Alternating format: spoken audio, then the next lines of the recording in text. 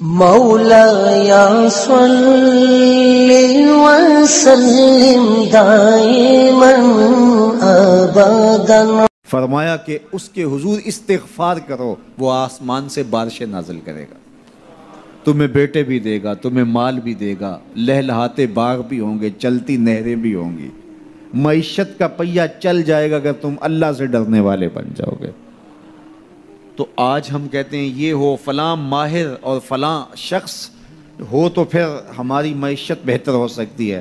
اللہ نے کہا استغفار کرنا سیکھ لو، میں تمہارے لیے رحمتوں کے دروازے کھول دوں گا، رحمتوں کے در کشادہ کر دوں گا، پیچیدگیاں ختم ہو جائیں گی، مشکلیں آسان ہونے لگیں گی اگر تم اللہ سے ڈرنا سیکھ جو، اس کے حضور استغفار کرنا سیکھ جو۔ اور اگر تم ایسا نہیں کرو گے تو تمہارے اوپر نیچے سے عذاب نازل ہوگا۔ وَهُوَ الْقَادِرُ، وہ اس بات پہ قادر ہے، ان یبعث علیکم عذاباً، کہ وہ تمہارے اوپر عذاب نازل کرے، تمہارے اوپر سے، تمہارے نیچے سے۔ اللہ اکبر۔ اوپر کا عذاب کیا ہے کہ آسمان سے پتھر برسیں، نیچے کا عذاب کیا ہے زلزلے آئیں، یا پھر زمین فصل دینا چھوڑ جائے، زمین بنجر ہو جائے، یہ نیچے کا عذاب ہے۔ حضرت عبداللہ ابن عباس رضی اللہ تعالیٰ عنہ فرماتے ہیں اوپر کا عذاب یہ ہے تمہارے حکمران نااہل ہوں، اور نیچے کا عذاب یہ ہے تمہاری اولادیں نافرمان ہو جائیں۔ یہ اوپر اور نیچے کا عذاب ہے جس میں تمہیں مبتلا کر دیا جاتا ہے۔ یہ کب ہوتا ہے؟ جب تم اللہ کے حکموں کے نافرمان ہو جاؤ۔ جب چند لوگ اللہ کے نافرمان ہو جاتے ہیں تو پھر ان چند لوگوں کو انفرادی اذیتوں میں اور مشکلات اور پیچیدگیوں میں مبتلا کیا جاتا ہے۔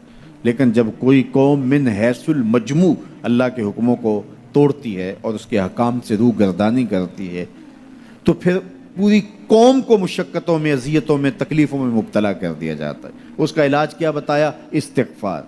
حضرت نوح علیہ السلام نے جو اپنی قوم سے کہا تمہیں مال بھی ملے گا، تمہیں دولت بھی ملے گی، تمہیں بیٹے بھی ملیں گے، سرسبز جو ہے وہ باغات بھی نصیب ہوں گے، ان کی شاخیں پھلوں سے لدی ہوئی ہوں گی، چلتی ہوئی نہریں اور برستی ہوئی بارش، ساون کے نچڑتے ہوئے بادل، اور ماحول کی خنکیاں اور خوبصورتیاں اور جمال اور لہلہاتے ہوئے سبزے، اور تمہارے اوپر ہر طرح کی عنایات برسیں گی اگر تم اللہ سے ڈرنا سیکھ جاؤ گے اور اللہ کے حضور استغفار کرنا سیکھ جاؤ گے، تمہیں خوشحال اور خوبصورت زندگی عطا کر دی جائے گی۔ اللہ اکبر۔ لیکن اگر تم ایسا نہیں کرو گے تو تمہاری معیشت تنگ کر دی جائے گی۔ استغفار کریں، تقوی کے خوگر ہو جائیں، شکر کرنے کی عادت ڈالیں۔ جو شکر کرتے ہیں اللہ تعالیٰ ان کو اور زیادہ عطا فرماتا ہے، دنیا میں بھی اور آخرت میں بھی۔ اس طرح دوسروں کی پریشانیاں دور کریں، اللہ آپ کی پریشانیاں دور کرے گا۔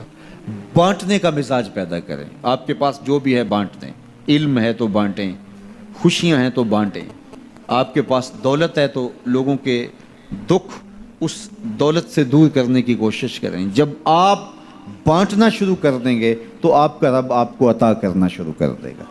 یہ بات ہو نہیں سکتی کہ انسان کی زندگی میں مشکل نہ ہو۔ جب انسان کو پیدا کیا گیا تھا، اس کا خمیر گویا گیا تھا، تو 39 دن تک اس کے خمیر پر مٹی جو گوندی گئی تھی انسان بنانے کے لیے، اس پر 39 دن دکھوں کی بارش ہوئی تھی اور ایک دن خوشیوں کا می برسا تھا۔ تو انسان کی زندگی میں خوشی اور غم اس تناسب سے ہیں۔ لَقَدْ خَلَقْنَا الْإِنسَانَ فِي قَبْضٍ، انسان کی زندگی مشقتوں کا مجموعہ ہے، حالات کی تلخیوں کے سے مقابلہ کرنا پڑتا ہے۔ لیکن حالات مشکل ہو جائیں تو ان سے نکلنے کا راستہ کیا ہے؟ تو سنیے قرآن کیا کہتا ہے، وَمَن يَتَّقِ اللَّهَ يَجْعَلْ لَهُ مَخْرَجًا وَيَرْزُقْهُ مِنْ حَيْثُ لَا يَحْتَسِبُ، جو اللہ سے ڈرنے لگ جاتا ہے، تقوی اختیار کر لیتا ہے، تو پھر اللہ تعالیٰ جل شانہ اس کے لیے مخرج پیدا کر دیتا ہے، یعنی اس مصیبت سے نکلنے کے اللہ راستے دیتا ہے۔ یہ اس شخص کا مقصوم ہے جو اللہ سے ڈرتا ہے۔ اس پر مشکلات اس پہ بھی آتی ہیں، یہ نہیں کہ اس پہ مشکلات نہیں آتی، زندگی کی مشکلات کا وہ بھی شکار ہوتا ہے، لیکن جو ہی مشکلات آتی ہیں ان مشکلات سے نکلنے کا اللہ اسے راستہ بھی عطا کر دیتا ہے۔ اور دوسری بات، وَيَرْزُقْهُ مِنْ حَيْثُ لَا يَحْتَسِبُ، اللہ اس کو وہاں سے رزق دیتا ہے جہاں سے اسے گمان بھی نہیں ہوتا، وہاں سے رزق دے دیتا ہے۔ بندہ تو یہ کہتا نا کہ مجھے یہاں سے ملے گا، یہاں سے، ایک بندے کی منصوبہ بندی ہے، لیکن جو اللہ سے ڈرنے والا ہوگا اللہ اس کو وہاں سے رزق دے گا جہاں اسے گمان بھی نہیں ہوگا، خیال بھی نہیں ہوگا کہ یہ راستہ بھی حصول رزق کا ہو سکتا ہے۔ تو یہ میرے رب کا وعدہ ہے اور میرے رب کے وعدے سچے ہیں۔ تو جب تم اللہ سے ڈرنے لگو گے تو یہ تخت و تاج، یہ دنیا کی عزتیں، یہ تمہارے قدموں میں ہوں گی۔ اس سے ڈرنے کا نتیجہ ہے جو تمہارا رب تمہیں عطا فرمائے گا۔ حضرت عمر رضی اللہ تعالیٰ عنہ کی خدمت میں ایک شخص آیا، اس نے کہا میرے ہاں اولاد نہیں ہے، تو آپ نے کہا استغفار پڑھا کرو۔ ایک دوسرا شخص آیا کہ صاحب بارشیں نہیں ہوتی، فرمایا استغفار پڑھا کرو۔ تیسرا شخص حاضر خدمت ہوا اور کہا کہ ہمارے ہاں قحط کا عالم ہے، فرمایا کہ استغفار پڑھا کرو۔ تو کوئی پاس بیٹھا تھا، اس کے اٹھ کے جانے کے بعد کہا کہ مختلف لوگ مختلف سوال لے کر آئے اور آپ نے ایک ہی جواب دیا کہ استغفار پڑھا کرو۔ تو کہا میں نے اپنی طرف سے تھوڑا دیا، یہ تو میرے رب کا فرمان ہے۔ کہا وہ کیسے؟ کہا سورہ نوح پڑھو، فَقُلْتُ اسْتَغْفِرُوا رَبَّكُمْ۔ حضرت نوح علیہ السلام نے اپنی قوم سے کہا کہ اپنے رب کے حضور استغفار کیا کرو، اِنَّهُ كَانَ غَفَّارًا۔ اس کا نتیجہ کیا ہے؟ جب تم استغفار کرو گے تو وہ تمہارے گناہ بخش دے گا۔ ایک تو فائدہ اس کا یہ ہوگا، وَيُرْسِلِ السَّمَاءَ عَلَيْكُمْ مِدْرَارًا، آسمان سے موسلا دار بارشیں بھی برسیں گی، وَيُمْدِدْكُمْ بِأَمْوَالٍ وَبَنِينَ، اور اللہ تمہیں استغفار کی برکت سے مالا مال بھی کر دے گا، وَبَنِينَ، اور تمہیں بیٹے بھی عطا کرے گا، وَيَجْعَلْ لَكُمْ جَنَّاتٍ وَيَجْعَلْ لَكُمْ أَنْهَارًا، تمہیں باغ بھی عطا کرے گا اور تمہیں چلتی ہوئی نہریں بھی عطا فرمائے گا۔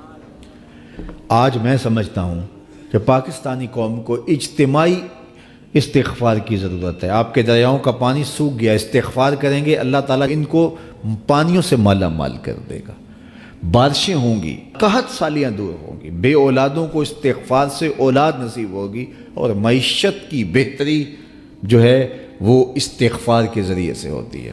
تو یہ 5 چیزیں بیان فرمائیں، تو استغفار سے خوشحال زندگی کا تصور ابھرتا ہے۔